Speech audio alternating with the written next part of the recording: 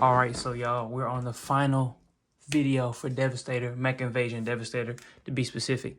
And y'all, it's like 3 a.m. right now, bro. I've been recording videos non-stop, and it took me a while to get all these in combined form, bro. It was a lot of tabbing stuff in, stuff wouldn't tab in, but everything is secure though.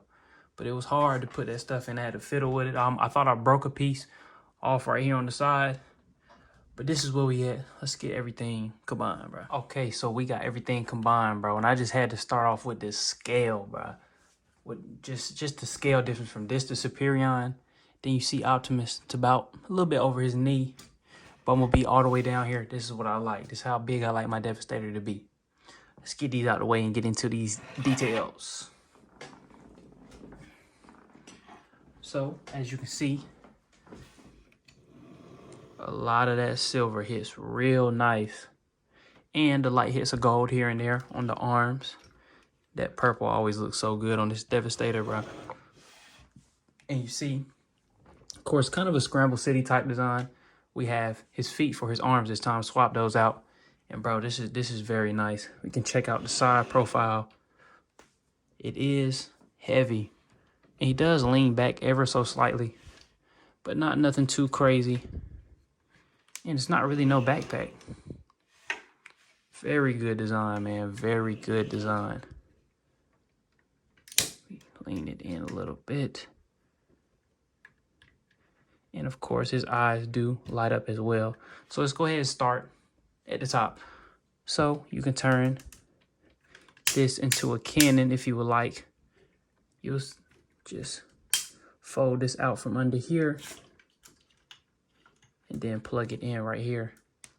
And I like this a lot. Gives you something new to do with Devastator. If I can get this to peg back in. There we go.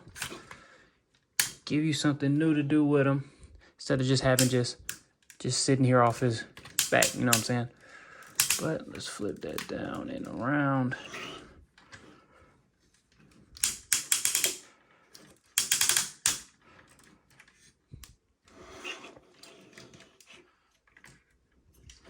And of course, his eyes do light up as well. Let me see if I can get his gun out.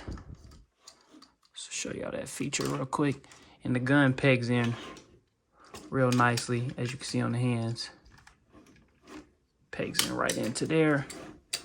And now he wants to lean over. See if I can get it to light up with this little piece right here. I don't know if I'll be able to. There we go, finally got it. As you can see, his eyes light up. But me personally, I like the visor look. So you can open that up, flip this out here, and there you have it with the visor. You can still see the two eyes showing through, but it is still very nice. And the gun, of course, is a combination of all their guns pegged in and snapped in together. And it's real cool, bro. So we set that off to the side. So for his arms, it can rotate all the way around. And of course, these were easy to snap in because, dang, that's a very tight fit.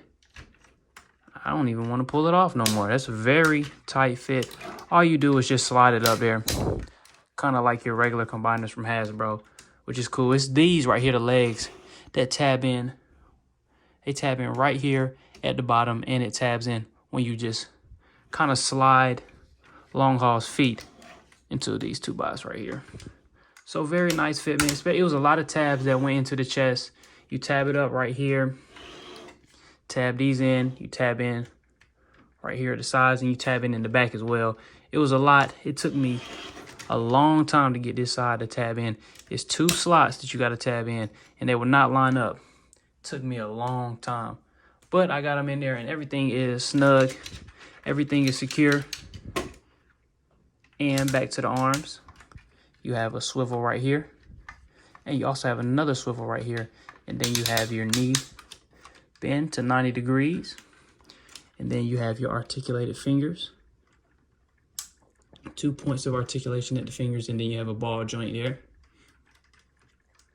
And can get them to swivel around. And you can get his arms to go up this high. That's the only thing about this design. Well, I guess you can't move this out the way for this side. Is his arms won't go up as high because of how they changed up his arms and his legs. But it's still all good. Still gives you a great range of movement. Let's tab these back in. There we go. And I really like, it looks nice like this, but I do like that underside right there. Looks real good. So down to the legs. He does have a waist swivel. Nice waist swivel. You can hear that squeak in there. And his side skirt, you can bring it up. You can bring it all the way up to here if you like. It doesn't really tab in nowhere. I don't know if I did anything wrong, but as you see, it just kind of floats. Doesn't really tab in anywhere, and you can move these all the way around. You can fold that in if you wanted to. But I kind of like to keep it sitting right here because it kind of hides that waist. See, it's real skinny waist. Doesn't bother me that much, but I can keep it right here. And for the leg articulation, his legs can go up this far. And they do come down because he is very heavy. They can go back this far until the wheels run into his back. Then you do have a bit of a swivel. You can get a bend right here. Kind of like a high knee bend. It's about 90 degrees, as you can see from the side. Nice ratchets as that wants to come untabbed. You got to be careful with these too. These will come on. This is one part that will come untabbed because the wheels, I was thinking that this part would peg into there, but it doesn't. You just peg in this part right here into that slot. And sometimes it comes loose because this part right here can move, so it doesn't really go directly over the slot all the time. But down to his feet, you do have great ankle tilt. So get him to spread out. And on my desk, he probably will slide a little bit because of how heavy he is and whatnot. And let me see if you can get these. Now, you can't really get these to move that much. But I also like the feet design. It's very different for Devastator. This whole thing is very different for Devastator. And I do like that because we get a lot of Devastators in third party. And they all be about the same. But this one is different, man. And I have my eyes on this one. And I'm glad to have it, bro. You see how big it is? It's bigger than Studio Series 86. And y'all will never guess how much I got this for, bro. So each set is two. It's 3 sets, and they all cost around $90. They might upcharge you if you're getting it from, you know, like Big Bad Toy Store or something like that. But I got this whole set of 6. I bought it all as one for $205, man. I believe that's cheaper than Studio Series 86 if you chase down all of them, just got them at the store, didn't pay shipping or anything like that. Because let's see, it's a Commander, 2 Voyagers, and 2 Deluxe. Yeah, I think I got a cheaper price on this, and I almost did not get this one because I kind of want the G2 one.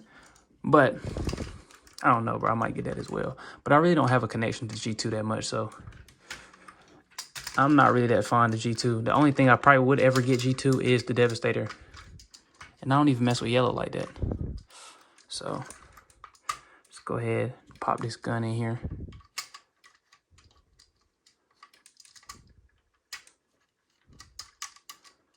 Show you him wielding his gun.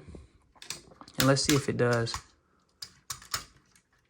Bring his arm down a little bit. Can he withstand the weight? And he can. It doesn't hinder anything.